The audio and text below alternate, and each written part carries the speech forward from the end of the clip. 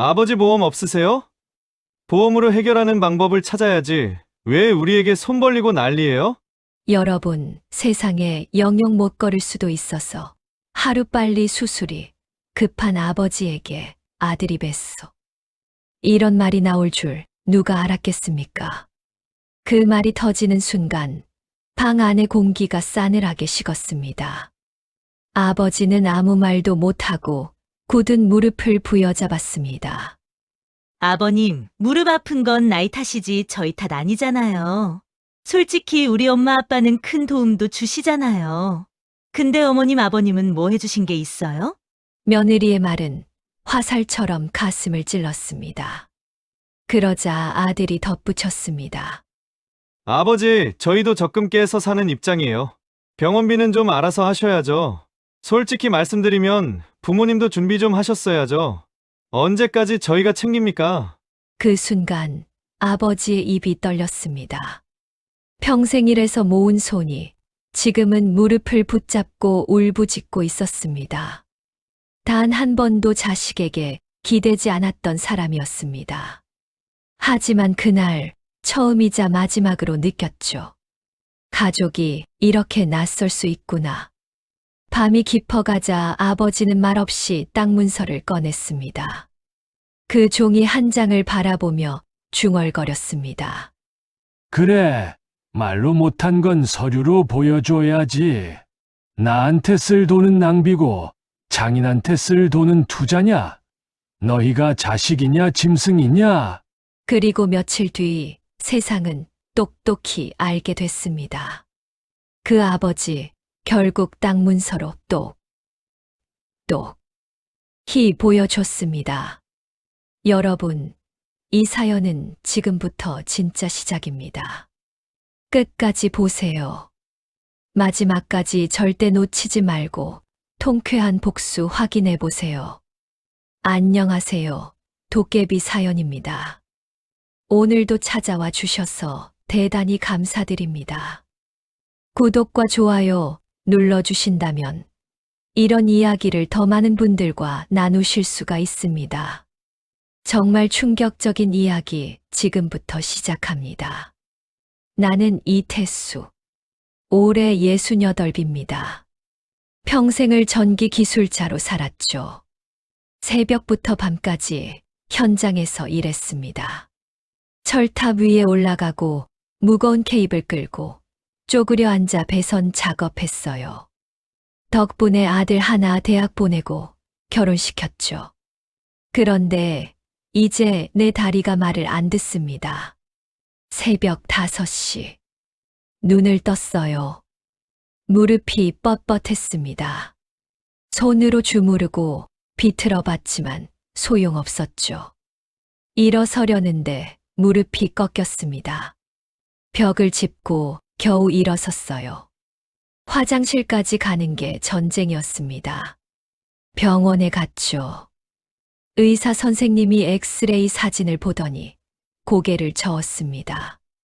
이태수 씨, 이건 더 이상 참으실 단계가 아니에요. 그럼 어떻게 해야 합니까? 양쪽 무릎 인공관절 수술하셔야 합니다. 가슴이 철렁했어요. 비용은 얼마나 듭니까? 대략 1,500 정도 보시면 됩니다. 1,500만 원. 내게는 큰 돈이었죠. 평생 모은 돈이 있긴 했지만 그건 마지막 비상금이었습니다. 선생님, 조금만 더 버티면 안 될까요? 의사 선생님이 진지한 표정으로 말했습니다. 지금 안 하시면 평생 휠체어 각오하셔야 합니다. 집에 돌아왔습니다. 마루에 앉아 무릎을 내려다봤죠. 평생 나를 지탱해 준 다리였습니다. 이제는 걸을 때마다 비명을 지르는 다리가 됐어요. 전화기를 집어들었습니다. 아들 형우에게 전화했죠.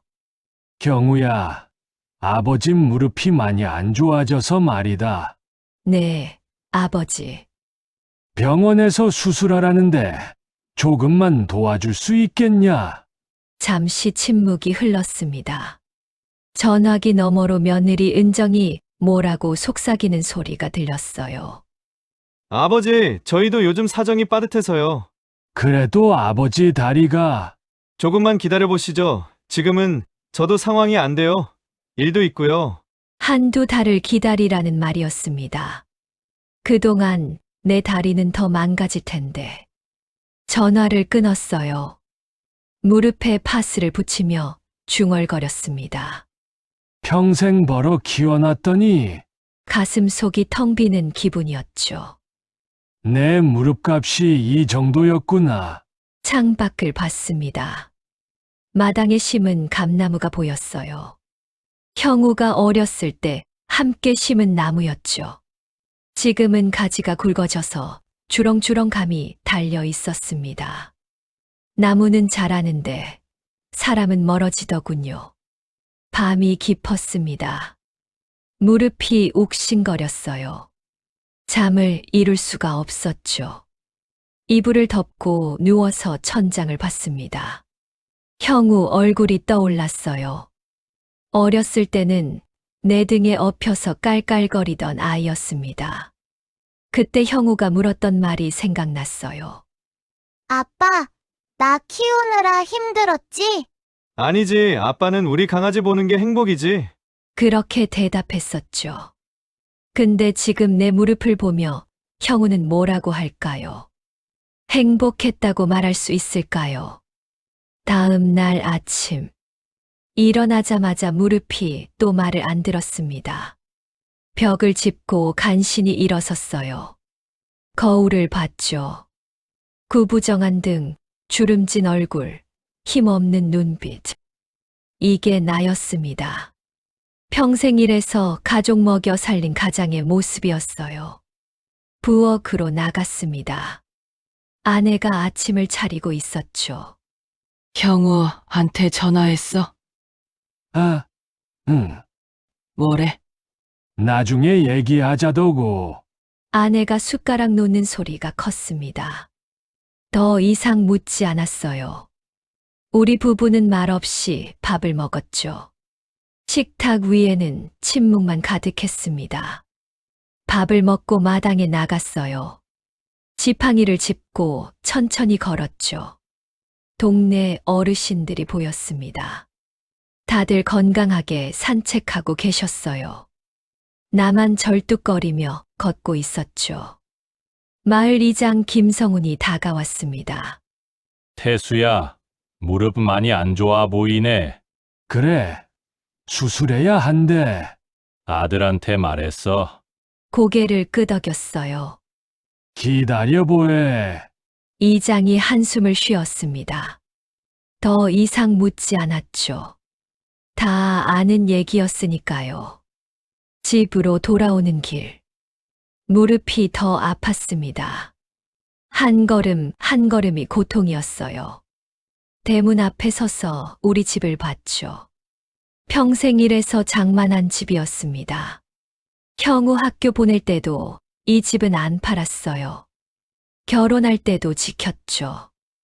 근데 지금 이 집이 무슨 의미가 있을까요? 방으로 들어갔습니다. 서랍을 열었어요. 오래된 통장이 있었죠. 잔고를 확인했습니다. 350만 원. 수술비에는 턱없이 부족했어요. 또 다른 서랍을 열었습니다. 땅 문서가 있었죠. 마을 뒷산 땅이었습니다.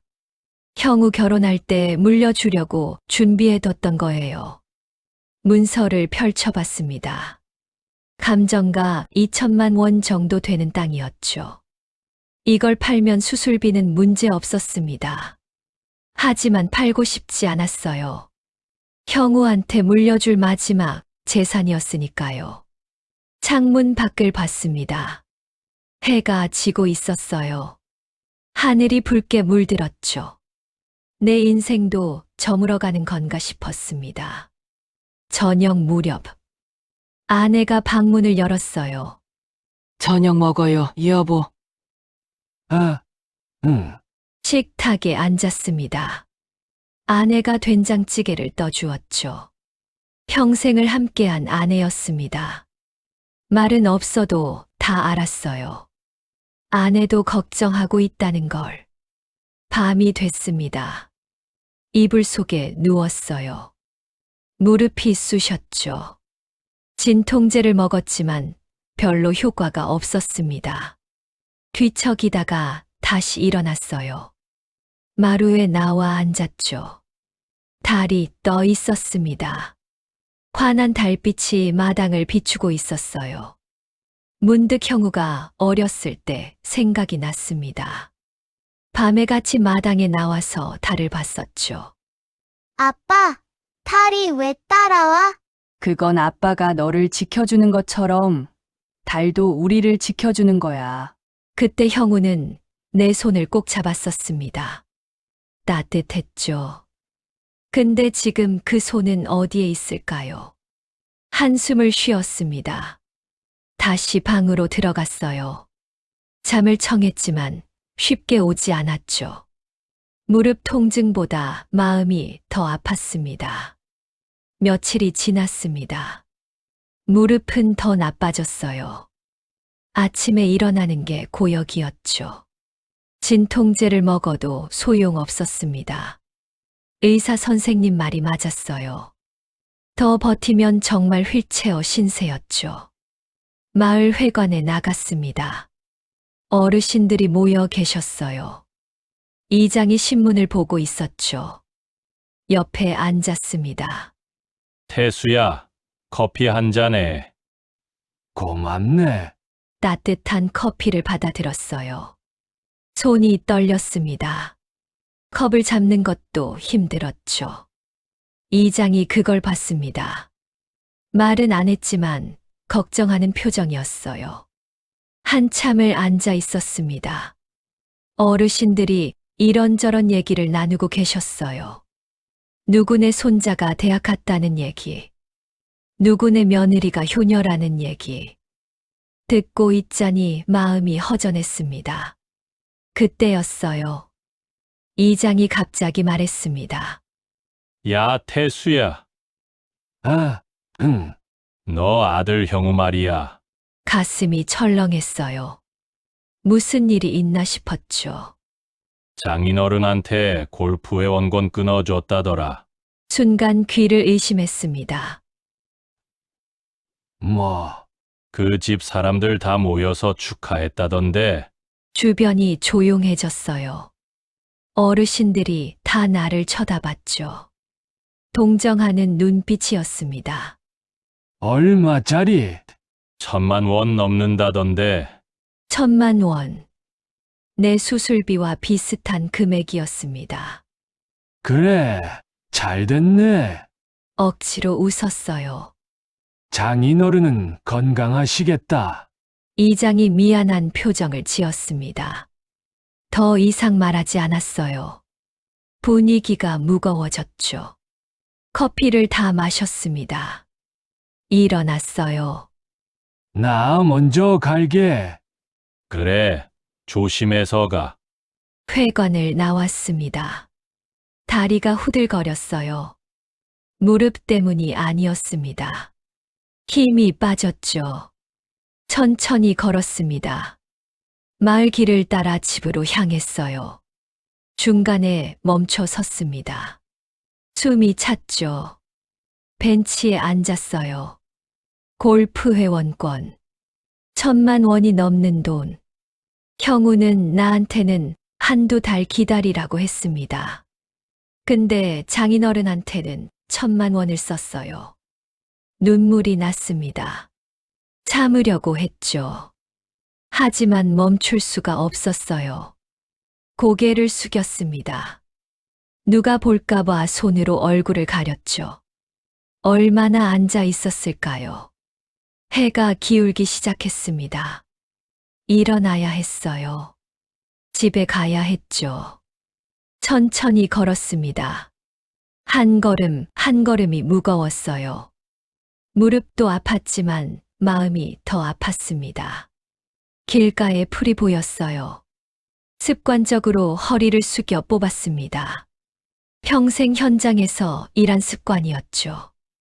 뭐든 정리하고 깨끗하게 하는 게 몸에 배었어요. 풀을 뽑으며 생각했습니다. 내 다리는 무너져도 또 한 포기를 뽑았어요. 마음은 무너지면 안 되지. 스스로에게 다짐했습니다. 하지만 쉽지 않았어요. 집에 도착했습니다. 대문을 열고 들어갔죠. 마당에 아내가 나와 있었어요. 왜 이렇게 늦었어요?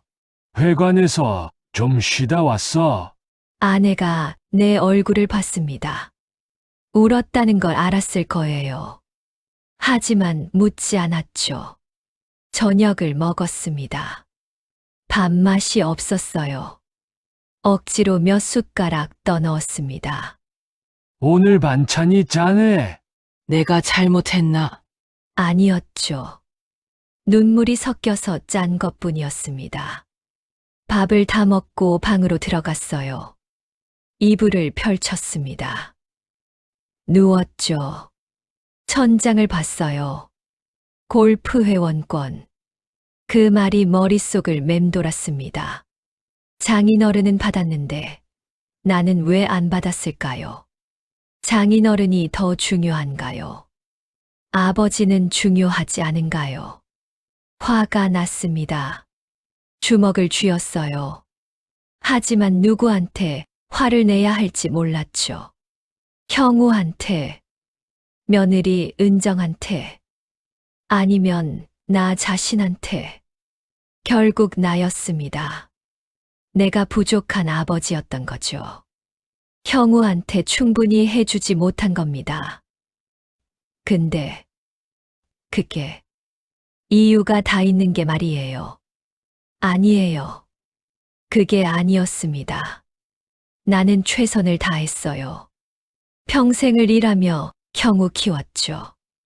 대학 보냈고 결혼시켰습니다. 이게 부족한 건가요? 잠이 오지 않았습니다. 뒤척였어요. 무릎이 욱신거렸죠. 진통제를 또 먹었습니다. 새벽이 됐습니다. 겨우 잠이 들었어요. 또 하루가 시작됐습니다.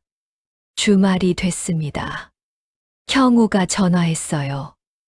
아버지, 이번 주말에 내려갈게요. 그래, 조심해서 와. 오랜만에 듣는 반가운 소리였습니다. 하지만 기대는 하지 않았어요. 지난번 일이 있었으니까요. 토요일 오후, 형우 부부가 도착했습니다. 차에서 내리는 걸 봤어요. 형우는 여전히 멀쩡해 보였죠. 며느리 은정도 말끔한 옷을 입고 있었습니다. 아버님, 어머님, 형식적인 인사였어요. 진심은 느껴지지 않았습니다. 어서 와. 거실로 들어왔습니다.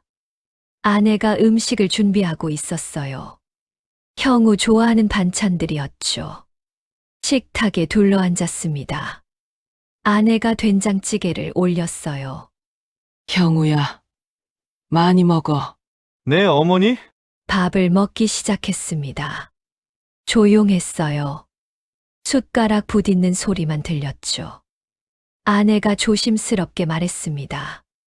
형우야, 아버지가 요즘 무릎이 많이 안 좋으셔서. 네, 짧은 대답이었어요. 더 이상 관심이 없다는 뜻이었죠. 며느리 은정이 미소를 지으며 말했습니다. 요즘 무릎은 다들 그래요. 순간 귀를 의심했습니다. 그냥 운동으로 버티셔야죠. 숟가락을 놓고 은정을 봤어요. 웃고 있었습니다. 태연한 표정이었죠. 운동할 다리가 있어야 하지. 내가 중얼거렸습니다. 네. 뭐라고 하셨어요? 아니다. 더 이상 말하고 싶지 않았어요. 형우가 입을 열었습니다. 아버지도 이제 복지센터 등록하세요. 복지센터. 네, 요즘 노인분들 다 거기 다니세요. 며느리가 거들었습니다. 저희도 부담돼요. 솔직히. 부담. 내가 부담이라는 말이었습니다. 평생 형우 키운 아버지가 이제 부담이 됐어요. 밥맛이 없었습니다. 억지로 몇 숟가락 더 먹었죠. 아버지, 감정적으로 나오지 마세요. 형우가 말했습니다. 현실적으로 생각 좀 하시죠. 현실적. 수술비 1,500만 원 구하는 게 비현실적인가요? 골프 회원권 1,000만 원 쓰는 건 현실적이고요. 밥을 다 먹었습니다. 일어났어요. 나 좀 쉬어야겠다. 방으로 들어갔습니다. 문을 닫았죠. 이불에 앉았어요. 거실에서 소리가 들렸습니다. 형우 부부가 아내와 얘기하는 소리였어요. 어머니, 아버지 고집이 너무세요? 은정 목소리였습니다. 요즘 세상에 부모가 자식한테 돈 달라는 게 어디 있어요? 형우 목소리였죠. 우리 세대는 다 각자예요. 각자. 그 말이 가슴에 박혔습니다. 서랍을 열었어요. 땅 문서를 꺼냈습니다. 오래된 종이였죠. 구겨진 모서리를 펴봤습니다. 형우한테 물려줄 땅이었어요. 결혼할 때 주려고 했죠. 근데 형우가 필요 없다고 했습니다. 나중에 주면 된다고 했어요. 문서를 펼쳐봤습니다. 감정가 2천만 원. 형우한테는 큰 돈 아닐 거예요. 골프 회원권도 끊어주는데. 하지만 나한테는 마지막 재산이었습니다. 평생 모은 전부였어요. 문서를 다시 서랍에 넣었습니다. 이불 위에 누웠죠. 중얼거렸습니다. 이제 진짜 내 시험이 끝났네. 무슨 시험이냐고요. 아버지로서의 시험이었습니다. 형우가 나를 어떻게 생각하는지, 내가 형우한테 무엇인지, 그 답을 이제 알았어요. 나는 부담이었습니다. 현실적으로 생각해야 할 대상이었죠. 감정적으로 대하면 안 되는 존재였어요.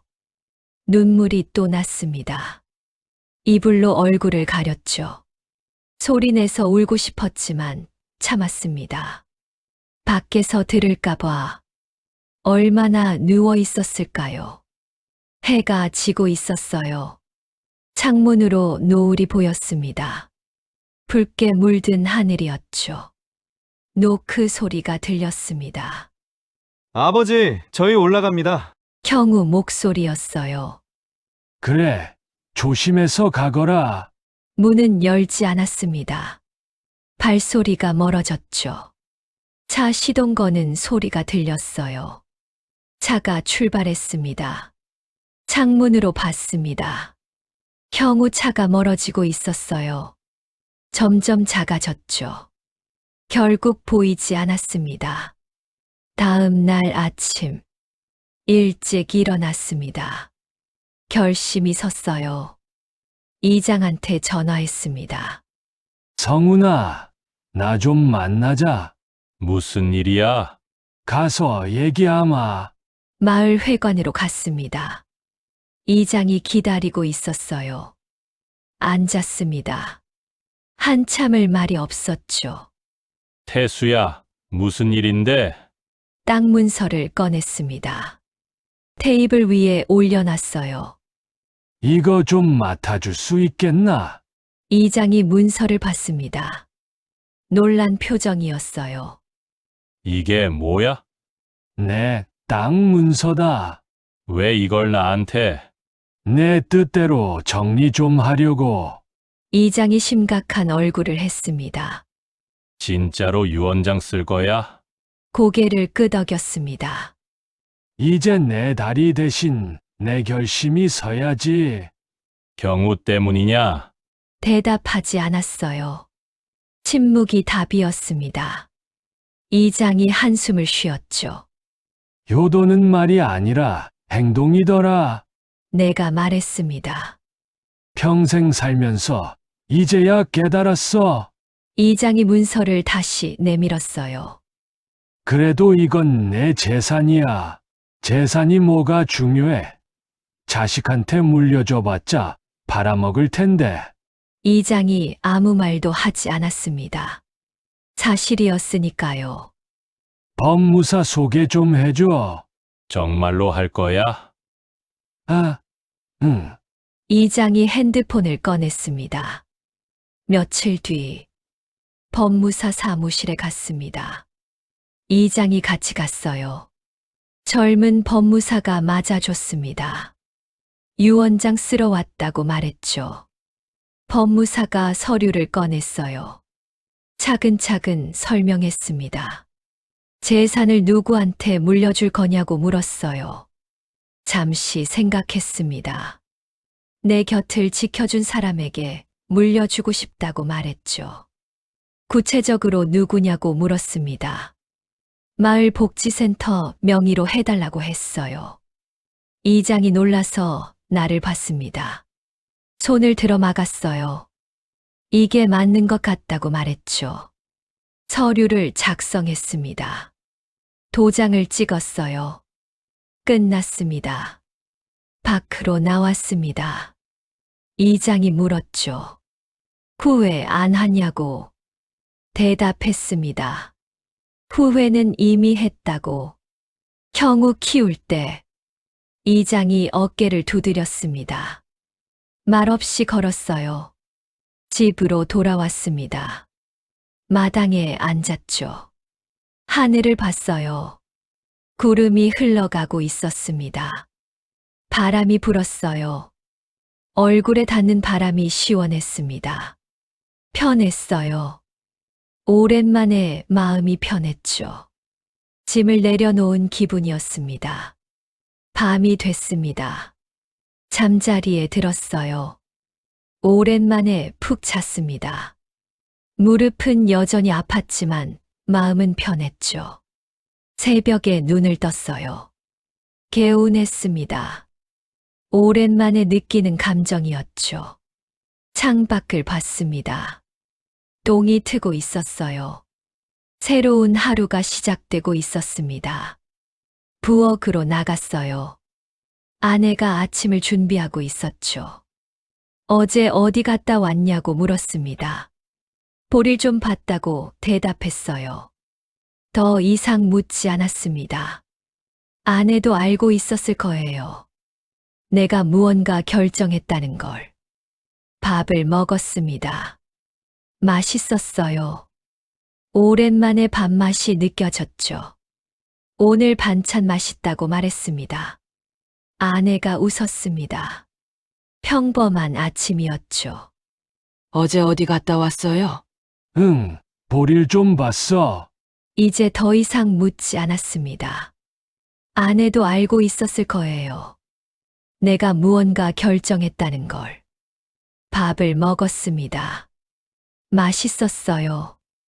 오랜만에 밥맛이 느껴졌죠. 오늘 반찬 맛있네.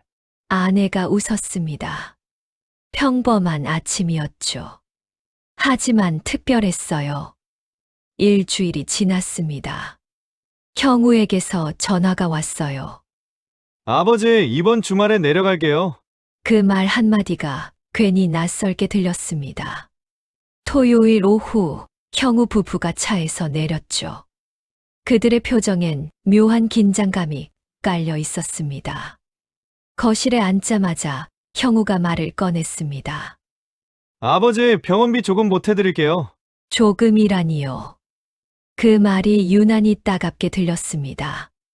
나는 조용히 자리에서 일어나 서랍을 열었습니다. 낡은 봉투 하나를 꺼내 식탁 위에 올려놨죠. 형우와 은정이 시선을 떼지 못했습니다. 이건 이제 효자 이름으로 넘어간다. 그때 문이 열리고 이장이 들어왔습니다. 내가 미리 부탁해둔 사람이었죠. 이건 복지센터 부지로 기부될 예정입니다. 이장의 말에 형우의 얼굴이 순식간에 굳었습니다. 아버지, 이건 너무하신 거 아닙니까? 며느리 은정도 언성을 높였어요. 부모님도 준비 좀 하셨어야죠, 저. 언제까지 저희가 챙깁니까? 그 말을 듣는 순간 웃음이 났습니다. 비웃음이 아니라 허탈한 웃음이었죠. 나는 천천히 두 사람을 바라보며 말했습니다. 넌 내 다리를 걱정하지 않았잖냐. 그러니 내 땅도 걱정할 자격이 없어. 정적이 흘렀습니다. 형우의 눈이 흔들렸죠. 골프 회원권엔 1,000만 원을 쓰면서 아버지 무릎엔 1,500이 아까웠냐? 말끝이 떨렸습니다만 마음은 단단했습니다. 내 무릎은 낡았지만 너희 마음은 이미 썩었어. 그 말이 방 안을 울렸습니다. 형우가 뭔가 말하려 했지만 손을 들어 막았습니다. 효도는 카드 결제일로 끝나는 게 아니야. 그 말을 남기고 방으로 들어왔습니다.